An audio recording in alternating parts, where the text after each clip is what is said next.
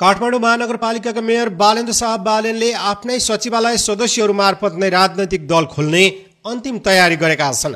उज्यालो Nepal party खोल्ने तयारी गरेका बेला ऊर्जा मन्त्री कुलमान घिसिङसँग कुरा नमिलेपछि मेयर बालेनको सचिवालयकै एक सदस्यको संयोजकत्वमा पार्टी दर्ता गर्ने तयारी भएको बुझिएको छ। मेयर बालेन निकट एक सदस्यले बताएका छन्, कुलमान घिसिङबाट पार्टीमा आउनु भनेर पटक पटक हाम्रा साथीहरूलाई नागरिकता लगायतका कागजात माग गरिएको थियो, तर कोही पनि गएनन्। उनका अनुसार मेयर साहब बालेन पनि आफूहरूबाट कसैलाई कुलमानको टिममा पठाउनु पर्छ भन्नेमा हुनुहुन्न।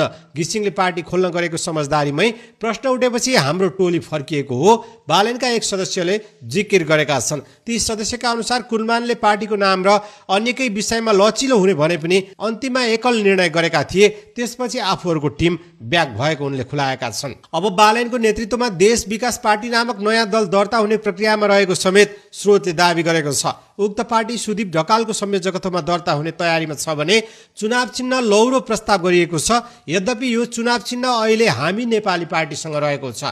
प्रत्येक घण्टा सिनारियो परिवर्तन भइरहेको छ। साँझसम्ममा केही ठोस कुराहरू आउला, तयारी चाहिँ तीव्र नै छ। महानगरकै अर्का सचिवालय सदस्यले पनि यस्तो खुलासा गरेका छन्। उक्त पार्टीका संयोजक बन्ने भनिएका बालन सचिवालयका सदस्य ढकालले भने अहिलेसम्म यसबारे कुनै औपचारिक निर्णय भइ नसकेको जिकिर गरेका छन्। अनौपचारिक निर्णय केही भएको छैन।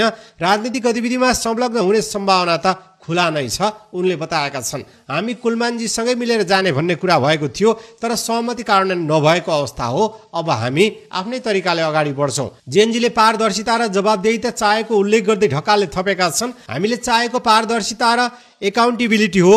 कुलमानसँगको छलफलमा यी पक्षहरूमा कमी देखियो। धेरै कुराहरू लुकाइयो। त्यहाँ कसैले वैकल्पिक राजनीतिक दल एक हुने गरी पार्टी नखोले र जेएनजीहरूको माग सम्बोधन हुने गरी काम नगरे दल खोल्नुपर्ने अवस्था आउन सक्ने उनले प्रश्न बनाउँदै अब त्यही अनुसार अगाडि बढ्न लागि बताएका छन्। कसैले गरेन भने त कोही न कोही अगाडि सर्नु पर्यो नि।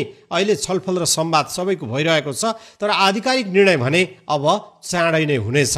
उनका अनुसार जेएनजीका अधिकांश अनुहारहरू जहाँ हुन्छन् त्यहीबाट आफूहरूलाई समर्थन गर्ने समेत बताएका छन्। जेएनजीहरू चाहिँ जता हुन्छन् उनीहरूलाई हामीले समर्थन गर्नुपर्छ भन्ने हाम्रो बुझाइ हो। यदि भोलि कुलमान घिसिङसँग सहमति हुन्छ र जेएनजीले पनि समर्थन गरे आफ्नो टोलीले पनि समर्थन गर्छ, उनले स्पष्ट समेत पारेका छन्।